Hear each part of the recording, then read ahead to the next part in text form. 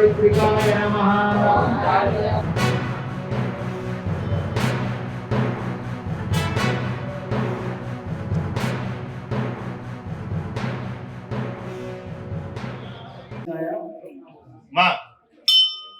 శుభాకాంక్షలు. అలాగే మా దేవరకోట దేవస్థానం శ్రీ లక్ష్మీ వెంకటేశ్వర దేవాలయం నిర్మల్ వారి శుభాకాంక్షలు.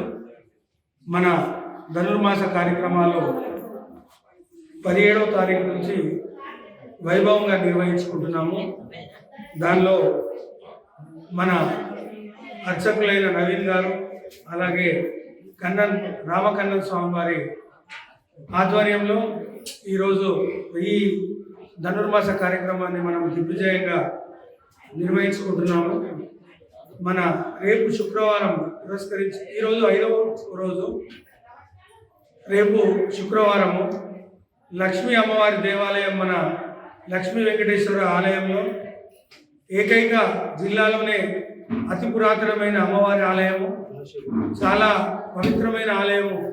కోరుకున్న కోరికలు లక్ష్మీ వెంకటేశ్వర స్వామి వారి ఆయన మందిరంలోనే ఉంది కాబట్టి మనకు చాలా శ్రేష్టం. కాబట్టి మనందరం కూడా రేపు ఉదయం అధిక సంఖ్యలో మహిళలు పాల్గొని మన ధనుర్మాస పూజ అనంతరము తిరుపావై తిరుమల తిరుపతి దేవస్థానం వారి ఆశీస్సులతో మన దగ్గర ప్రవచనాలు కూడా నిర్వహిస్తున్నాము. దాని తర్వాత కుంకుమార్చన పూజ ఉంటుంది. ఆ కుంకుమార్చనకు మంగళారతులతో మహిళలు అధిక సంఖ్యలో పాల్గొనాలి. సామూహిక కుంకుమార్చన కార్యక్రమం కాబట్టి ఈ ధనుర్మాసంలో చేసుకుంటే సుమంగళి పూజగా మనకు అన్ని ఐశ్వర్యాలు మనకు చేకూరుతాయని పురాణాల్లో కూడా ఉంది. కాబట్టి అందరూ చాలా అధిక సంఖ్యలో పాల్గొని ఆ కార్యక్రమాన్ని విజయవంతం చేయాలనుకుంటున్నాం.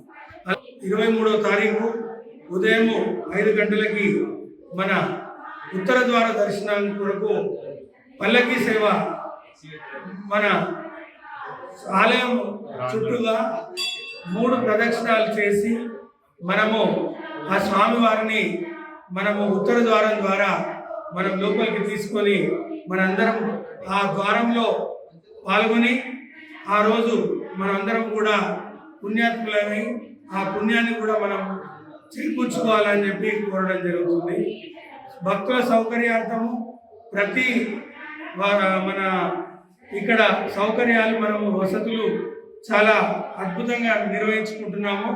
అలాగే తీర్థప్రసాదాల్లో కూడా ఏమీ లోటుపాట్లు లేకుండా చాలా పవిత్రమైన క్షేత్రంగా దీన్ని మనం తీర్చిదిద్దుతూ ఆ వెంకటేశ్వర కలియుగ దైవం తిరుపతి దేవస్థానం ఎలాగైతే దినదినం భక్తులతోని కిటకిటలాడుతుందో మన నిర్మల్ కూడా అలాగే కిటకిటలాడుతూ ఆ రోజు మాకు తెలిసి 50,000 భక్తులతోని మనము నిర్వహించుకుంటామని చెప్పి మనకు ఇన్ఫర్మేషన్ ఉంది. అలాగే ఆ పుణ్య కార్యాన్ని అందరూ కూడా తీర్చుకోవాలని చెప్పి కోరడం జరుగుతుంది.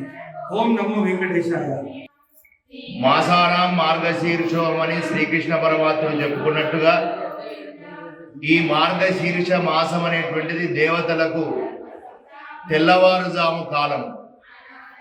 ఈ తెల్లవారుజాము అయిపోయి సూర్య భగవానుడు ఉదయిస్తాడు. ఆ సమయంలో మనకు వచ్చేటటువంటిది మకర సంక్రాంతిగా చెప్పబడుతూ ఉన్నది, ఉత్తరాయణం అని. ఈ ఉత్తరాయణంలో అంటే మనకు 1 సంవత్సర కాలము దేవతలకు 1 రోజుతో సమానం. మనకు 6 నెలలు దేవతలకు పగలైతే అది దక్షిణాయనం. అలాగే మరో 6 నెలలు ఏదైతే ఉందో దాన్ని ఉత్తరాయణంగా చెప్తాం. కనుక ఈ ఉత్తర ద్వార దర్శనంలో భక్తులు కనుక వచ్చి స్వామిని దర్శనం చేసుకున్నట్టయితే పునర్జన్మ నవిద్యతే, మళ్ళీ మళ్ళీ జన్మలు అనేటువంటివి లేకుండా మోక్షాన్ని పొందుతారు. మన యొక్క పాపములు అనేటటువంటివి తీనిల్ తూషాగం చెప్పే అంటే అగ్నిలో వేసినటువంటి దూది వలె నశించిపోతాయి అని చెప్పబడుతూ ఉన్నది. కనుక ఇది మన దగ్గర మనం సౌకర్యార్థము 1 రోజు నిర్వహించుకుంటున్నాం. అదే తిరుమల తిరుపతి దేవస్థానంలో 10 రోజుల పాటు ఉత్తర ద్వార దర్శనం ద్వారా అక్కడ దర్శన భాగ్యాన్ని కల్పిస్తారు. కనుక మనం కూడా ఇక్కడ ప్రతి సంవత్సరం మాదిరిగానే ఈ సంవత్సరం కూడా 5 గంటలకు ఈ యొక్క ఉత్తర ద్వార దర్శనం, వైకుంఠ ఏకాదశి ఏర్పాట్లు అనేటువంటివి కమిటీ వాళ్ళు చక్కగా నిర్వహిస్తూ ఉన్నారు. ఇటు కార్యక్రమంలో భక్తులంతా కూడా అన్వయించి ఆ వెంకటేశ్వర స్వామి యొక్క కృపకు పాత్రులై ఉజ్జీవించాల్సిందిగా కోరుతూ ఉన్నాం. జయ గోవింద, ఓం నమో వెంకటేశాయ.